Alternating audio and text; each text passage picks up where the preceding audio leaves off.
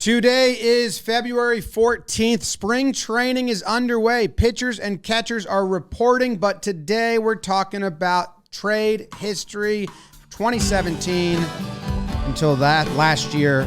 Let's recap. Let's find winners and losers. Let's do it. Talking Yanks with old Jomboy Jake.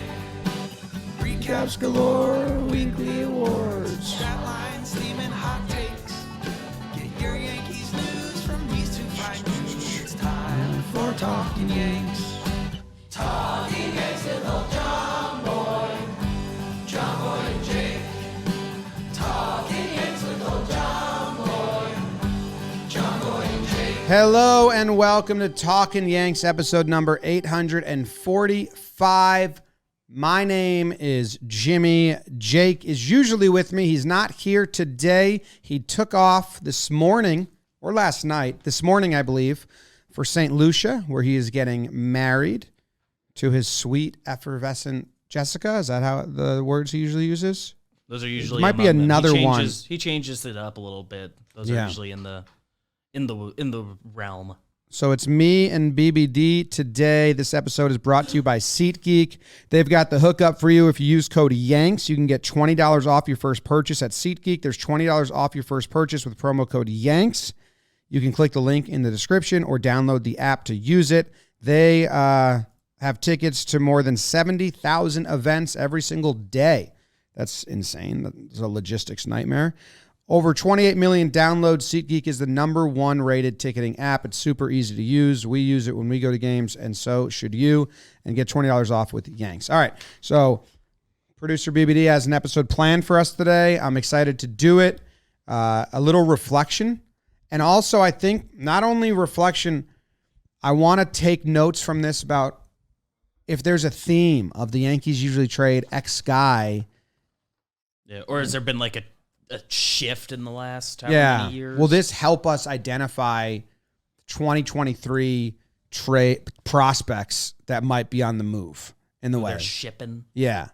And then how many times the same team comes up and all that. So that's what we're doing today. We are recapping old trades from 2017 to 2022. The fun part is Talking Yanks existed.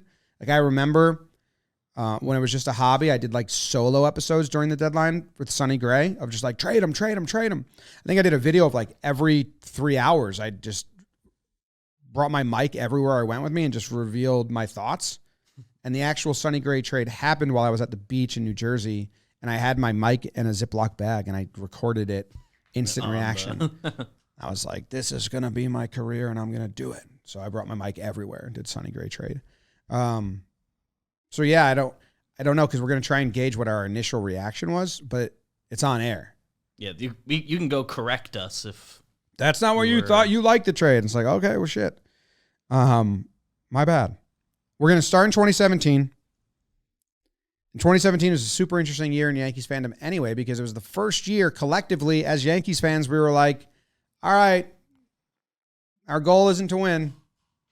It's not World Series or bust. First year of my life ever going into spring training being like, it's not World Series or bust. There's no chance. We're going to let the kids play. We're going to see what we got. We traded guys in 2016. Gary was coming up. You had Judge. You had Bird. You had all these young guys. Let's see what they're doing. Monty made the opening rotation out of nowhere. Sevy was at spring training. You didn't even know if he was going to be a starter or reliever because he had been a reliever in 2016, I believe. Because he came up 2015 was good. 2016, he struggled at the gate. They sent him down, brought him back as a reliever, and he kind of figured something out, but he wasn't a lock. Yeah. Their bullpen was supposed to be really good in spring training with Clippard and Warren, and you look at it now, like that was it. And then also Betances and Chapman. Yeah, but Chapman like came back. Yes. It was 2017 was the debut of Chad Green. Came out of nowhere and was really good. Monty came out of nowhere and was really good. You had Sevy establish himself as a dominant pitcher in the league, and then obviously Judge was the main story, but I think those other three kind of get slipped because of Judge being so amazing. Gary had a good year, I believe. So yeah, 2017 was wild, and all of a sudden at the deadline, instead of trading Holiday, trading Carter, trading all the one-year deals you thought they were going to trade to contenders to get prospects, the Yankees were trading for help, but their window was still just opening, so they didn't want true rentals. They wanted big trades. It was like investments. Yes. So let's go straight to 2017 and look at some of them. I mean, in the offseason, they traded. Oh, no. So this is December 12th, 2018. Okay. Everything is bottom up on the sheet. Yes. All right. So during the season, Sonny Gray was the first trade. I don't think so, but we can skip the rest because I think he's the one we want to talk about the most, I think. Jaime Garcia was the first trade, I believe. Yeah, they got him beginning of that month. Yeah, and he just was spiking balls, and Gary couldn't block him at all. Yeah. But Sonny Gray was the biggest trade. So what we're going to do is break down this Sonny Gray trade, how we feel about it now. The Yankees acquired Sonny Gray. He had 3 years left on his contract. Yes. Let me pull this up. I think I'm in the wrong spot for this trade. Or am I not? I think he was 2.5, yeah, at the time of the trade. Yeah, so that year and 2.5 more. And Oakland received in return for Sonny Gray Dustin Fowler, center fielder, Jorge Mateo, shortstop, and James Kaprelian, starting pitcher. Kind of not like, in a way, a Hall prospect ranking wise. 3 top 100 guys at the time of the trade. Before the 2017 season, Jorge Mateo was a 21-year-old shortstop, top 100 prospect in baseball. I'm looking at Fangraphs ranking. You had Fowler was number 87, also top 100 center fielder. So you got shortstop and center fielder, positions that go other places. And Kaprelian was ranked 43 overall. He was coming off injury and all of that, but they had... He had just had, I don't know if it's another Tommy John or he just had Tommy John at the beginning of the year, so he was in recovery for that. Dustin Fowler, beginning of the month, had gotten hurt, and that was... sad. That was really sad. It was July, he got hurt. Top of the first in Chicago against the White Sox, ran into the wall. It was top of the second because he was going to lead off the third, and then he never got his first big league at bat because he ran into the wall. It was the bottom of the first, and he was batting 6th, and 5 guys batted in the first. Something. Well, it wouldn't be bottom because they were the away team. The White Sox were batting. You're right. It would be bottom. Silly me. That was sad. But 2 of these guys were recovering from major injuries at the time. Yeah, so and very talented. And I do remember Kaprelian. People didn't have a clue about. Yankee fandom in 2017 was wild because it was the first time they were going to do the kids things, and there was a lot of fans out there, especially that I was engaging with on Twitter, that were like more into prospects than the Yankees, which was really a bizarre conversation for me to have with people. They were like more into minor league players than winning the current season, which I guess is a lot of, I was kind of twisted up about some of the conversation we have because they were super upset about this. And I think in the end, obviously Sonny Gray did not work out. It certainly didn't work out on the Yankees end, but on the whole, I don't think it worked out for Oakland. Really? Now you got Kaprelian now, who we met, and he was awesome, and he's got a cool story. Really good dude. Yeah, and he's pitching, right? Yeah, he's like fully part of the rotation the last 2 years. 4.2 ERA. He's had some really good games. He's had some shorter starts, I believe. He is pitching in the big leagues, and a starting pitcher is valuable. Would he be in the Yankees starting rotation? I have no idea if he stayed. Would the Yankees ever have had time to... If he lasted in the Yankees organization, like he was their first round pick at one point, he would have gotten a lot of chances for sure. Yeah. But ultimately he didn't even debut till 26. Like it took a while to get him going, and great guy. It hasn't lit the world on fire since. I don't think the Yankees have been burned by any of these guys. And initial thoughts when this trade went down, and you can go find. I think I was excited. I was like, finally, because this was a trade that wasn't a surprise. It was like 2 weeks in the making. The Yankees are going to trade for Sonny Gray. They need a pitcher with years of control. There was only potential. In 2017. There was only 5 teams competing for the World Series that were like buyers in 2017. It was, and the Yankees weren't even supposed to be. It was what do you want to call it? Tank like league. Yeah. It was the bad. Tank was starting to like take over. It was bad. So there weren't that many buyers, and the A's were getting rid of Sonny, so you knew it was going to happen. Yeah. The liked Yankees it. specialty has been sneaking up on you with a trade, and this was one of the few ones where it's like, no, for weeks they were talking about getting this guy, and everyone was looking for the Sonny Gray trade, and it happened. Yeah. He So was 2 years removed from a Cy Young, looks like the year between Cy Young third place finish, and the year between looks like he was injured. It's a short year. yeah. But, and he had regained his form with Oakland, so it was very exciting. Yeah, I was in on it. And then Sonny pitched, and then he was good at home. He was bad on the road. Other And way, good on the road. good on the road, bad at home. Was he decent in 2017? 2017, the numbers are almost exactly the same.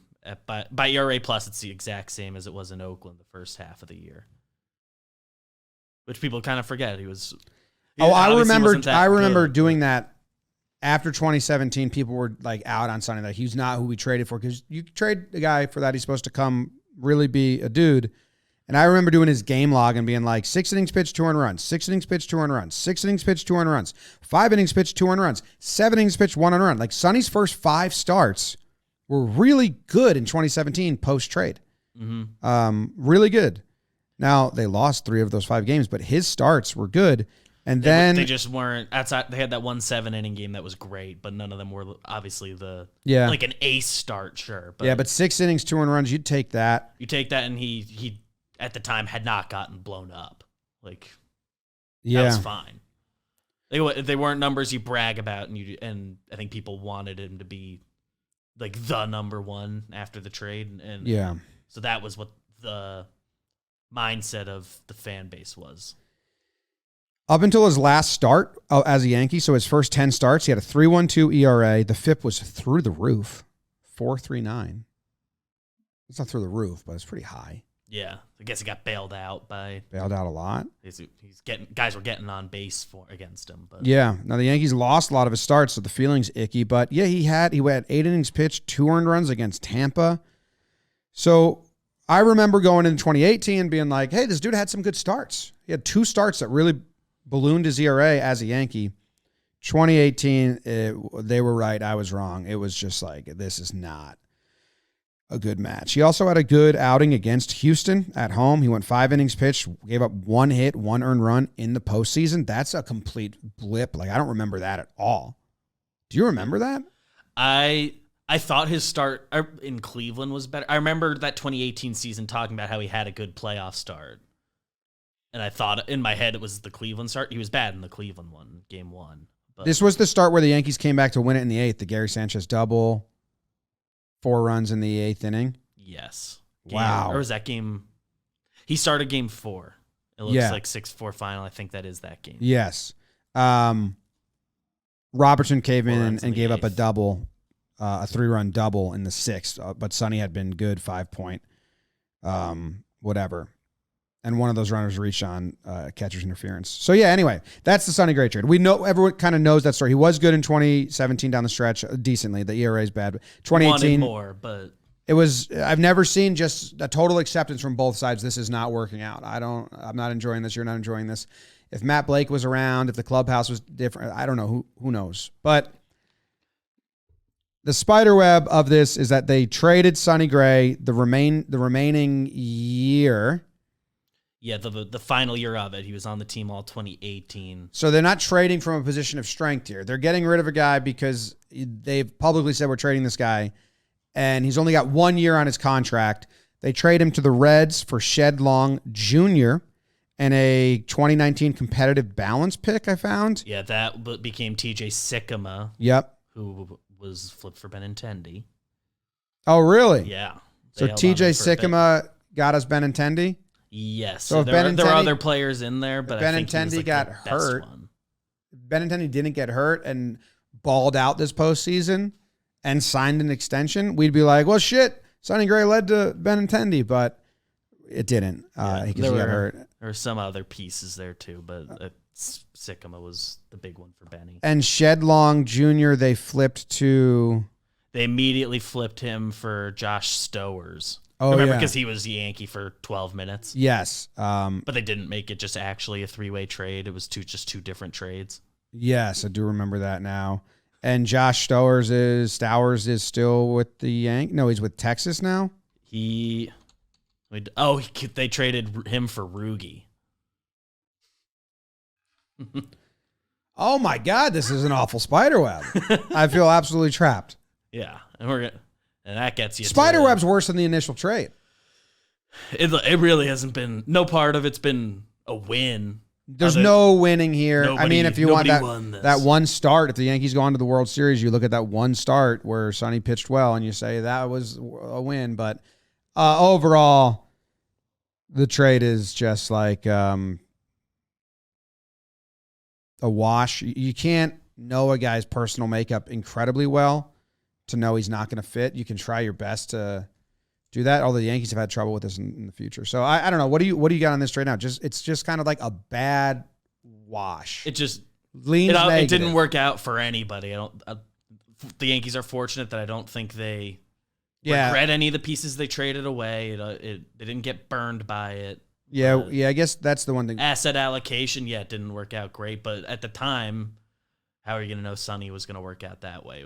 And he was the only option, really, that deadline. Really, the only option. Needed to go get Sonny. Going to be three postseasons of control left on him. So you had to make a big trade to do it. Yeah. He was young. Going into it, there was no reason to think it wasn't going to work out. It's true. All right. You have to go back another one that was before this on the page below, because there's a big White Sox trade from 2017. Oh, that's where all the other trades are. I thought I was at the last of the trades.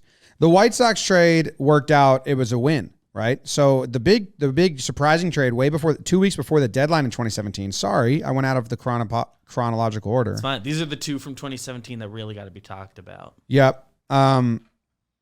The Tyler Webb for Cooper trade is also funny, but we don't need to talk about that. We'll circle back on that when they trade Cooper later. Yeah. So Todd Frazier, David Robertson, Tommy Kahnle come to the Yankees. Kahnle's the big get here because he had 17, 18, 19, 20. He had 3.5 years of control on him, and he was balling out with the White Sox. D-Rob had 2017 and 2018 of control. Yeah. Yes. So he had 2 years. Tommy had 3.5, 1.5, 3.5. Todd was a rental. But he was the biggest name in the trade. Yeah, people thought known as the Todd Frazier trade. Because as you know, it was really the Tommy Kahnle trade, but they were hurting for first baseman. Chris Carter was there. Joe Girardi publicly said, I can only play who they give me. And kind of the reason there was a big rift there is he literally outed Cashman. It's like, who else? There's no one else. They tried G-Man Choi for a little bit. Bird was hurt. He played on a broken bone the first month. They didn't know how to fix it. They traded for Coop. He got a couple starts there. Did all this stuff. Finally get Todd Frazier. Is he going to play third? No, Chase Headley's going to move to first. They're going to be on the corners. The bullpen was falling apart. I was losing my damn mind about Tyler Clippard and some of the other bullpen pieces. They get bullpen help. Because remember, they were like having a real bad August, right? Yeah. Okay, so it was July. Or July? I don't know. This trade happens July 18th. So they were hurt, and Clippard, I think, had a good start to the year. And then it fell apart. So the numbers probably look all right on him going into that. Clippard leaves. Blake Rutherford leaves. He was a big deal. He was their number one. He was their first round pick the year before. Yes. And was he a top prospect at all? I don't think so because he was so young. No, he was number 40th. Yeah, he was pretty well regarded. He was the Yankees. I remember when they drafted him, the story was like he was going to go to college basically unless the Yankees picked him. And obviously give him a good bonus and all that. I mean, that stinks. So they picked him and then traded him right away? Yeah, so I remember I felt pretty bad about that. It was like one of the first time I sort of followed a draft. It's like, fuck. Should have just went to college. Yeah. That stinks. Ian Clarkin, also Yankees first-round pick. Not too far before that goes there. He was drafted same year as Judge. Tito Polo. Clarkin was a name that some people were upset about, but not really. What's Rutherford? Left-handed, but he had gotten hurt a bunch. Rutherford made his debut with the Sox recently, right? I don't think no, he's just in AAA. I think he and Clarkin both haven't made the show yet. Rutherford is 25 years old. Judge was older, around that age when he broke out, and he had a good-ish year. What position is he playing? If he's playing center field, his numbers in AAA are good. But anyway, none of that hurts us. This trade was a huge win. Robertson was awesome down the stretch in 2017. I believe he pitched well in 2018 as well. Kahnle, besides a weird 2018, he was key in 2017, 2019. They brought him back. He turned down more money from Boston this offseason to come to the Yankees because he enjoyed his time here. Love Tommy Kahnle. And Todd Frazier's numbers aren't going to blow you away because he was like a big-time power over average guy, and people couldn't fathom that. But especially what he did for the clubhouse and the environment and you would watch those playoff games, and it felt like he was the captain of the team, and he was there for a month. He was like the heart and soul guy down the stretch of that team. Yeah. Besides like Aaron Judge's rookie year is its own thing. But yeah. Among the position players, Todd Frazier was like the heart. And you soul. could tell me Rutherford has a Caprellian type career, like he's like a plus breakout late. a plus guy for the White Sox the last 2 seasons. I'd still consider this a huge win of a trade for the Yankees. Yeah. I know we didn't win the World Series, but the value they got back from these guys, and all like Kahnle and Todd were huge clubhouse guys for a while. CC brags about that, like, or just like, talks about it a lot. So I like that a lot. That's a good one. I think that might be about it for 2017. Trying to give a quick glance. Just a quick note: the Michael King trade. Oh, that is after this they season. traded for Garrett Cooper, and they flipped Cooper to the Marlins after this season with Caleb Smith, who made his debut with the Yankees. I think because they needed both 40-man spots. It was just to clear the 40-man spots for future moves, and they got they got Michael King back. That's another plus trade. We saw what King's become. He was lighting up minors, and hopefully, I think King needs to have a really good this season to really make it a plus trade. Make it for sure a win, just because Cooper's been a guy for the Marlins. Yeah. All-star last year. And Caleb Smith had a good 2020, but that was with the D-backs. They flipped him. They They were able to flip him for Starling Marte, and that team won the wild card series. But that is a good trade, grabbing King, because at that point you just need a clear 40-man roster. You need to get Cooper and Smith off, and then for a minor leaguer, roster spots. Yeah, and you just go find some, and they found King. So that's a really good find by them. That's what those November trades are about, and they got lucky that Mike King turned out to be Mike King. Yeah. All right, let's see. The next one that I want to talk about, Brandon Drury trade. Again, I think some people, they gave up Nick Solak. It was Brandon Drury and Tyler Widener coming to the Yankees on February 20th, and Tampa Bay was a 3-way trade. Tampa Bay sent Souza to the Diamondbacks, and then Tampa got from the Yankees, Nick Solak was the headliner, right? Yeah, he was at the time the prospect the Yankees traded for him. He's a major leaguer. He hasn't played like a full season's workload outside of 2021. He got a $127 games. Yeah, got a pedal that April in Talkin baseball. I remember that. Yeah, that was cool. The offense is a little underwhelming, to say the least, and he sort of doesn't have a position. Like, I don't think they regret this, but he was at least an organizational top 10 prospect. Man, this trade, we can't spend too much time on it, I don't think, but it's just such a bizarre trade because Brandon Drury looked like a ball player and, was playing pretty well early on in that 2018 season, but he only played 5 games. Those first 5, he was not bad. Again, 5 games. But then if anyone doesn't remember the story, he said he suffers from blurry vision because he gets migraines. He gets migraines that give him blurry vision and like temporary blindness or just really blurred vision, which hurt him a lot. So after 8 games, he went on the IL, had surgery on like stems or shit behind his neck to fix it. And in that time, Andujar comes up and just finishes second in Rookie of the Year, doubles galore, hits everything. 27 homers. 27 homers, yeah. And really just stole the job from Drury to the point where Drury was trapped in the minor leagues. He like kept winning like International League Player of the Month down there. Yeah, he like was named an all-star and he made the minor league, didn't go. Made the minor league all-star team, and he was like, guys, I'm not a minor leaguer though. So that's where the whole thing is kind of fucked. It's because I've been on a 2-month-long rehab assignment because they don't know what to do with me right now. Yeah. Oh my God, that sucked for him, man. If I go like find his minor league game log, it's got to be. He's hit quite a bit over the last several years, but this year like fully came together. I guess his overall numbers haven't been great. This year it all fully came together for Cincy and then flipped to the Padres at the deadline. And so happy for Drury. He got a little 2-year deal from the Angels. Now, the only question I have is if Andujar, are the Yankees in a better spot in the future if Andujar doesn't ball out and Drury is welcome back onto the team and he's now utility guy and able to grow through that contract? Like, because Andujar hasn't replicated that season at all. How much did him having that season in 2018 have a bad ripple effect? Was that Avarex? Yeah, it was that Avarex. He hit so much that year that I feel like we can't say that. And he gets hurt and Gio takes his place. Kind of same thing happens to him. You're right. So I think I'd take what Gio gave us, even though we ended up trading him for not a great trade. But I don't know. This is like another. What do you do with this one? You know, this Brandon Drury trade. I don't even know how you. Yeah. How you figure out. I think is pitching in the show now.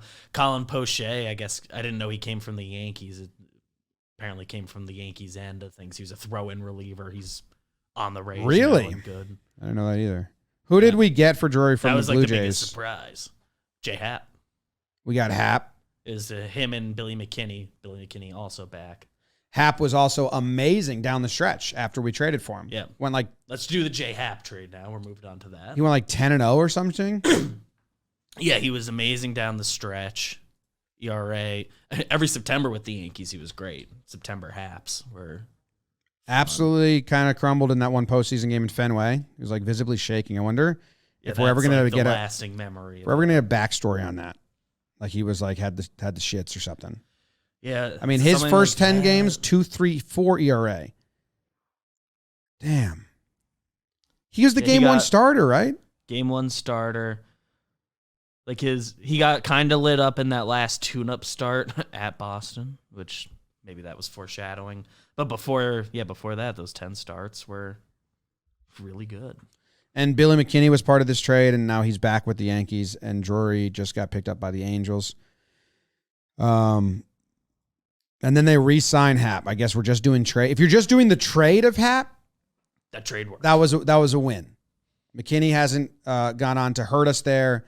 Drury took a little bit to go on to be a guy, and it was kind of like in his last year. He was decent with the Mets. He like just hit free agency now. And so the signing of Happ is one thing because you had other options. The trading of Happ, I think you're all right with it. Even in afterwards, it's kind of okay. Trade, no regrets. The Happ part was good there. Happ is like a different conversation because he's like the only time since whenever the Yankees have done like a multi-year deal for not a stud pitcher. Yeah. They sign guys on 1-year deals a lot, or they sign like the best pitcher on the market, like Tanaka or CeCe going back more, Garrett Cole, Rodon. So the Yankees have weird.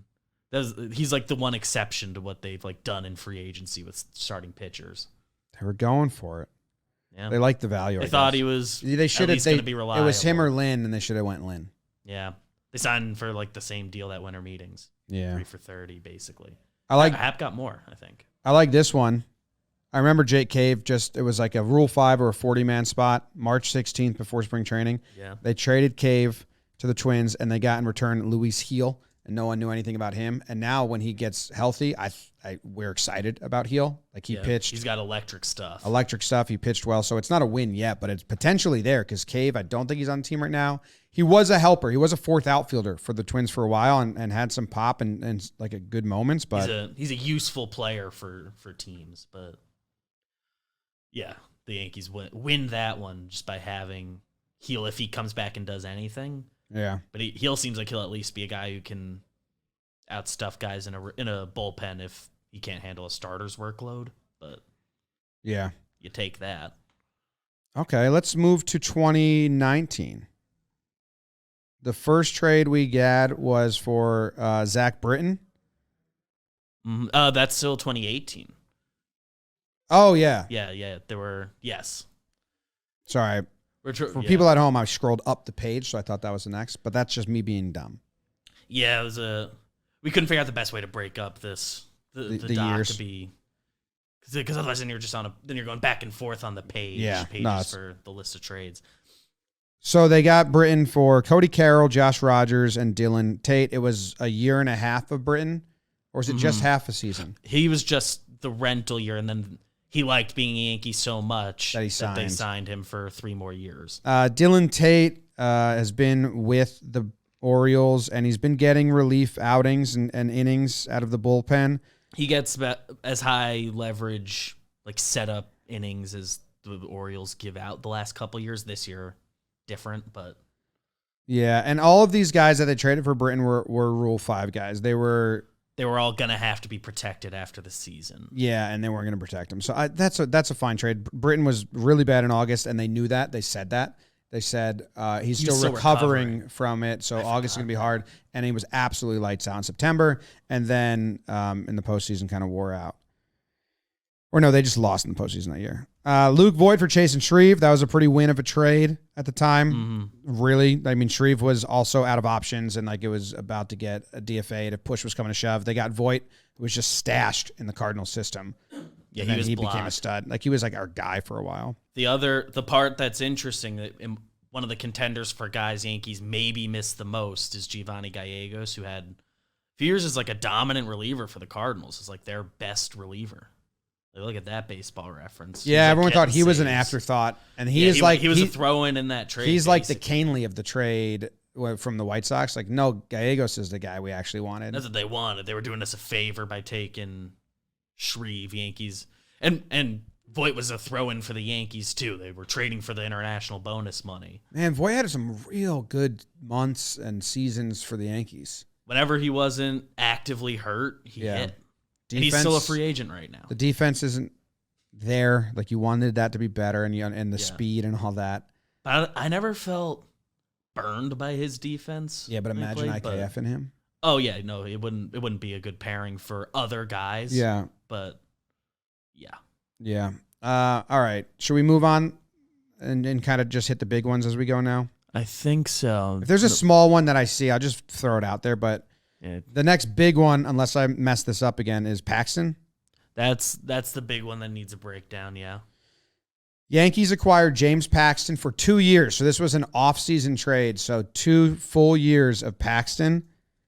And they traded Justus Sheffield, Eric Swanson, and Dom Thompson-Williams. I don't remember that name. Sheffield was the big get here, but Swanson was in a small one. I mean, I believe he was, had bumped up in quality in the minors that year and had kind of lifted his, I don't know where he ranked. Do we have that? But he was entering 2018. He was number 39 prospect in baseball. Justus Sheffield we're talking about. Sheffield was 39, but I'm saying Swanson was kind of sneaky good. Swanson in 2018 started in A ball and ended in Triple A before the trade. So they saw that he was throwing well and just this rushed was like his minor league breakout. Yeah, his minor league breakout, and they capitalized on that. And they sent him and Sheffield. Those are the main two for Paxton. It was 2 years of James Paxton. He came with kind of the ons and offs of James Paxton and some injury stuff, which was the biggest concern going in was like the health with Paxton. I still remember that playoff start. Him telling Boone, like, get off the mound, like let me finish this. Yeah, that was a great start. Game 5 against Houston, 6 innings pitched, 1 earned run, 9 strikeouts. Like, that's a moment that I can enjoy. The injuries were not great. I remember Jake a lot talking Paxton shit sandwich. It was like a bad March and a bad September, and he'd have like 6 weeks or 6 starts like bad in a row. The bread was tasty. The middle was bad, is what Yes. Jake would say. He started off so good, and he got hurt early in that first year, right? And then had that like just terrible July. And then after the deadline, when they didn't trade for anybody else, it was like, oh, and then he figures it out. So that, and then he had a good August. Oh man, that nice. July was not good. June and July were really bad. But Sheffield hasn't been anything we regret getting rid of. He got DFA'd a few weeks ago. So could you have gotten? No, you wanted Paxton. What you gave away didn't burn you. Yeah, we were saying at the time, Justus Sheffield's absolute peak is what James Paxton should be these next 2 years. Absolute peak. People did not think highly of Justus Sheffield outside of the Yankees hype propaganda. And the one thought you can have, which is it's tough to grade trades in this way because it's like, well, okay, if they're giving Justus Paxton and Swanson away, and was there a better 2-year pitcher available in baseball? Was there a 3-year pitcher available in baseball? Yeah, you can I play that game forever. But I truly don't think so. I don't think there were a lot of buyers. That was a lot of the rumors at the time, that there was not a lot of buyers on Sheffield. Yeah. And they were able to get this deal done pretty early in the offseason and move on. Yeah.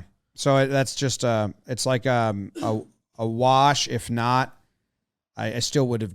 You just hope for better health out of Paxton, but he did have injury concerns. I think on the whole, if you're doing who won this trade, the Yankees at least lost less.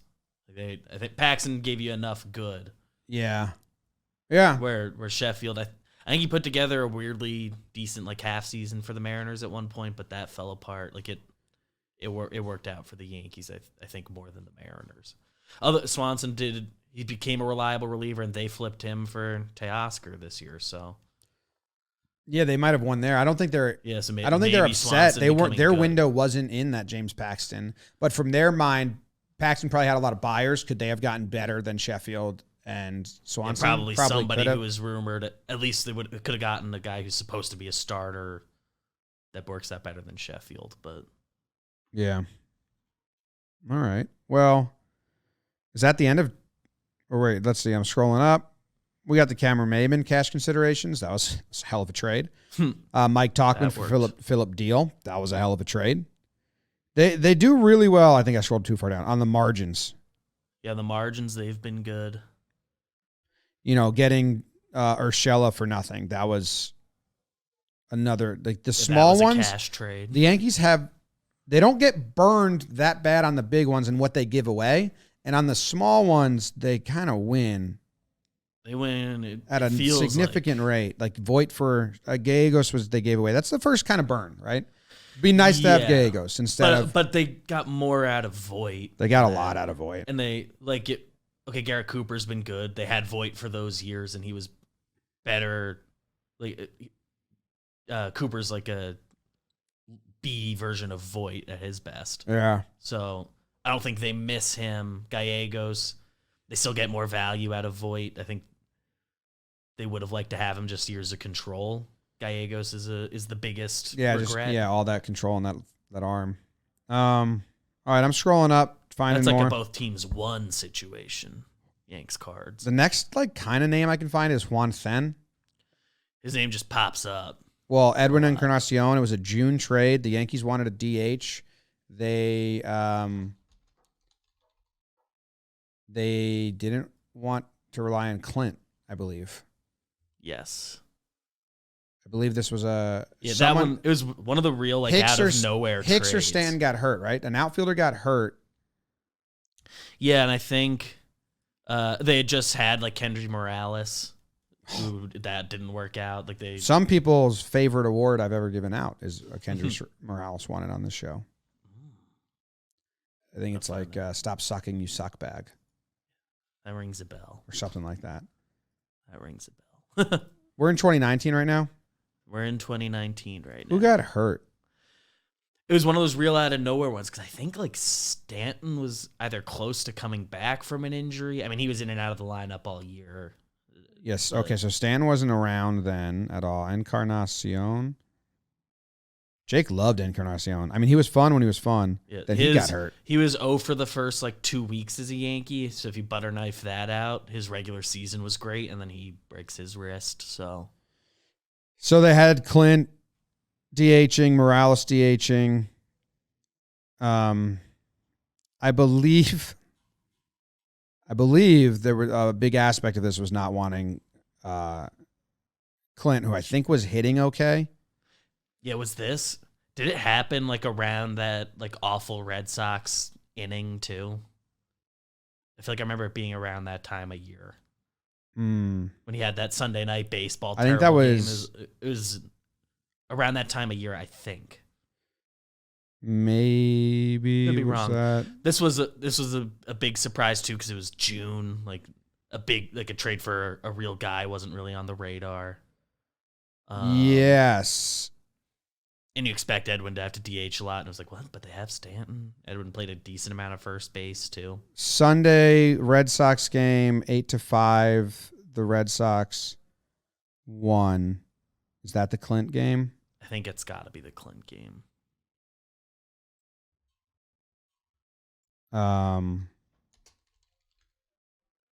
Single to right field, single to right field. Single to right field. Triple to right field. It looks like it was about a week or two later. But yeah, but I mean they didn't want to rely on it. I mean you can reflect on it now. That wasn't a small deal. Like the way Clint handled that, because he didn't talk to the media. They didn't talk to the media, and then they were like, and I think we've seen more insight into that at the time, which we had then, and people were like, "Why do you guys so mean?" It's like, dude, they don't. We had then, and since then, I think it's come out that incident was like the Yankees had never been more mad at a player than when Clint wouldn't talk to the media that day. Yeah, well, it was everything around it, and that's why this June trade happened. It was to get Clint back to AAA. Clint got sent down right after too. And he thought someone else should have got. He thought Talkin was going to get sent down or someone else. I remember. Yeah. And but that Encarnacion trade was mostly to just get Clint out of there. Yeah. Subjectively, I guess I'm not Cashman. I'm not Ken. I'm not gonna be able to say that. Can't say for sure, but. And then what else do we have? One of the other ones. This is going back a little bit. But in that 2019, is there any during the season that I'm missing that we should hit? Not really. That was the year they didn't make any deadline moves. Yeah, the only deadline move they did was trade away Joe Harvey. Yeah, they had Wheeler, right? I believe they had Wheeler, and it fell apart at the end. They had a Wheeler trade ready with the Mets. It fell apart at the end because of physicals on one side, and then they never had a backup. Yeah, they couldn't figure anything out, and then Astros got Greinke all-time talking baseball clip on episode 6. Damn, that sucked. Yeah, but after the season, this is one of the ones that you can say they got burned on. JP Fireeisen, they needed his roster spot. They just dump him to Milwaukee. He's since broken out with the Rays. Just got engaged, I think, before that happened. I think so. Yeah, okay, that's one that Fireeisen became a stud, and they had to get rid of him. Yeah. Their bullpen was so full. You know what I mean? They always just some new guy breaks out every year for the Yankees. They build bullpens on the fly better than anybody, so it's hard to say they're mad about almost any bullpen guy. Gallegos, there's just a lot of years of control on him. Yeah. All right, we got let's see. I got 10 minutes left before I got to run, but let's do. We got to read something. Oh, this one is brought to you by Roman. If you're suffering from hair loss, then head to Roman. Just go to ro.co/Jomboy today. That's ro.co/Jomboy for 20% off. Roman offers clinically proven medication to help treat hair loss, all from the comfort and privacy of your home. Roman offers both prescription medication and over-the-counter treatments. Research shows that around 80% of men who use prescription hair loss treatment had no further hair loss after 2 years. Getting started is simple. Complete a free online visit. Then a U.S. licensed healthcare professional will work with you to find the best treatment plan. Roman then ships it directly to you in a discreet package with free 2-day shipping. The whole process is super straightforward and discreet. So go to ro.co/Jomboy for 20% off. Thank you very much.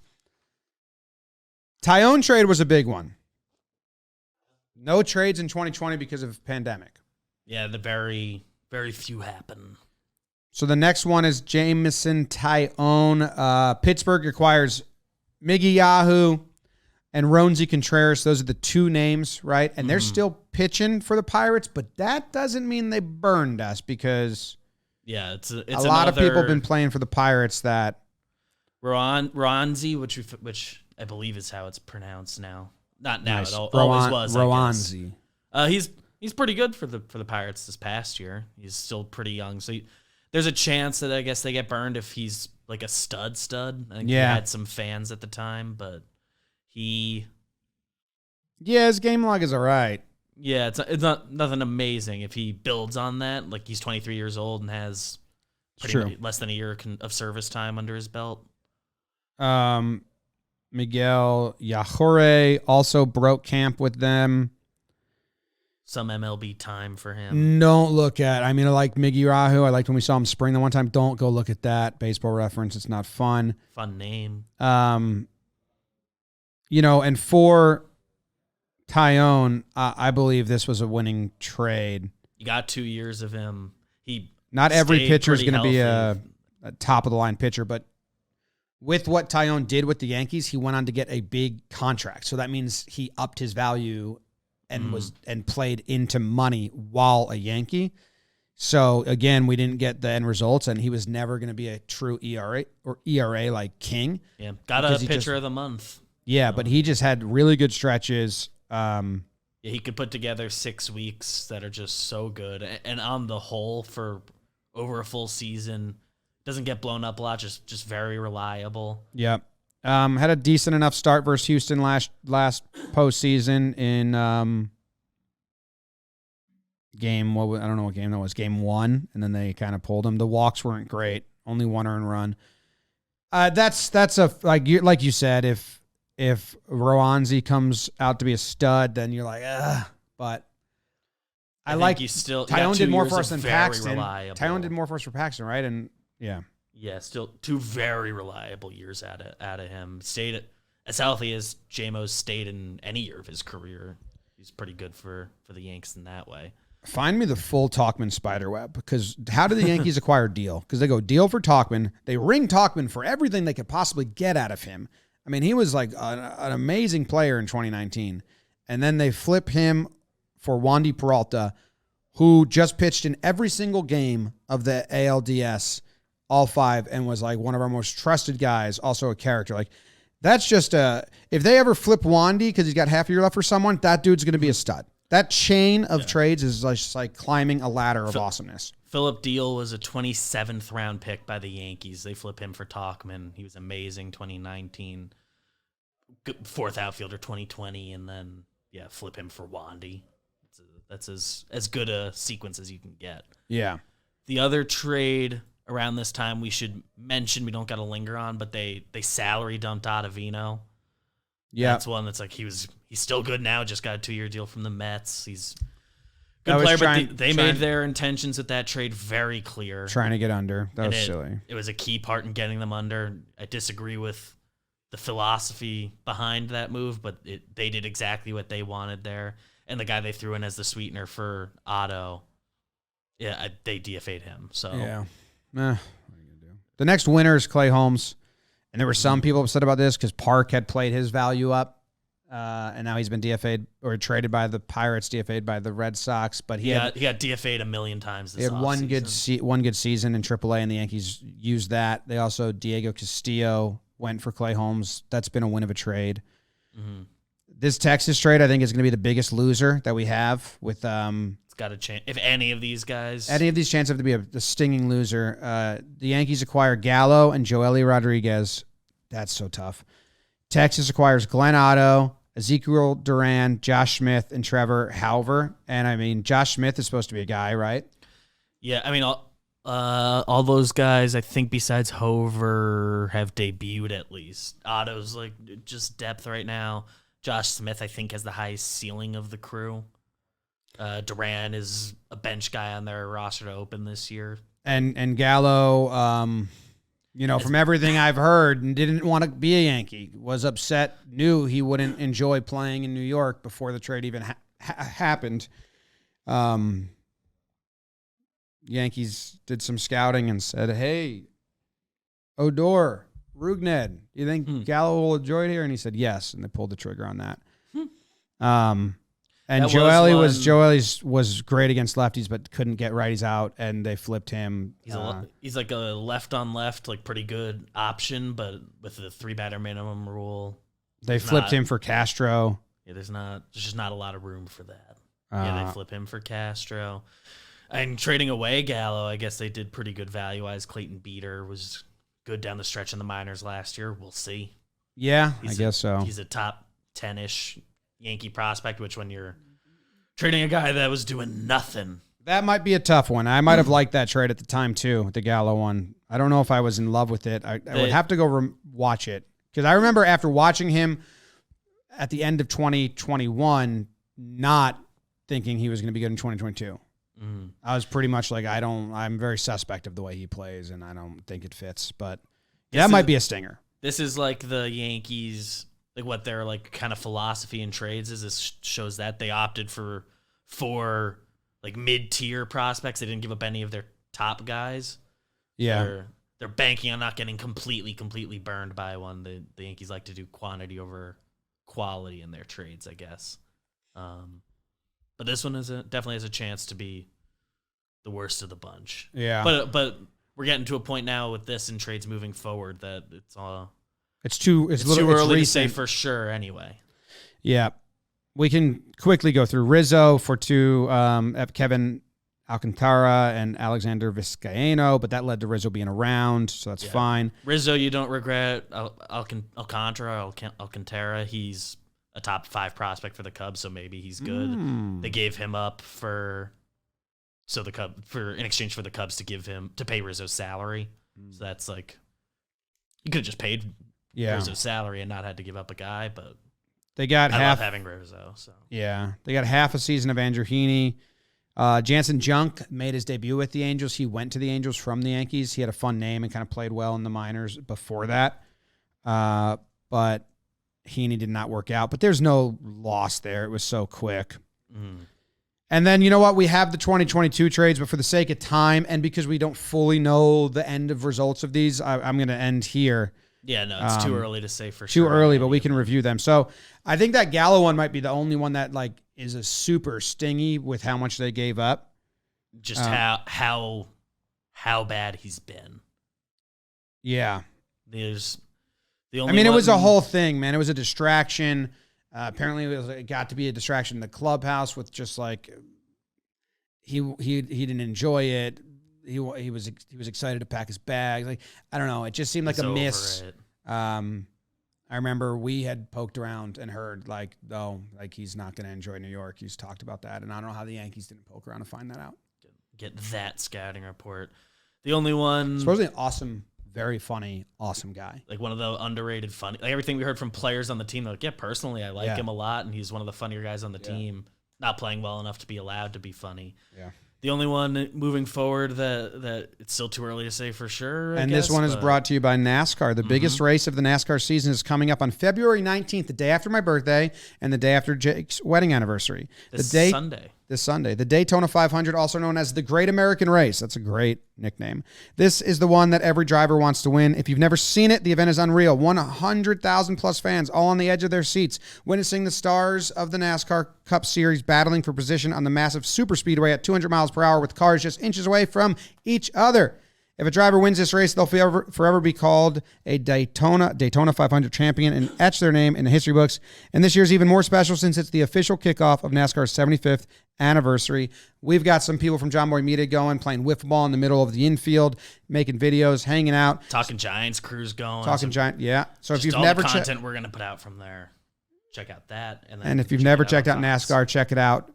Park yourself on the couch for the afternoon and tune into Daytona 500 on Sunday, February 19th, 2:30 p.m. Eastern, Fox. The trade is the Twins one, I'm guessing you're saying? Yeah, it's very soon. I guess we don't know for sure, and we'll see what the Yankees prospects. Gary's already not on the Twins. Gio's not on the Twins anymore. Yankees still have Donaldson and IKF, and we'll see what happens there. But it's kind of what the Yankees got is worse than what they gave up. But yeah. Gio's an extra infielder on the It's definitely not a win right now. Not a win. And they're playing the money. I cast a stopgap, but not a stopgap. We can't do that yet. All right. Yeah, I got to go. PPP's at the end of the week. Thanks, guys. Appreciate ya. We'll be back later. Jake and I are in St. Lucia. Go Yanks. Tell them, Grams. Go Yankees.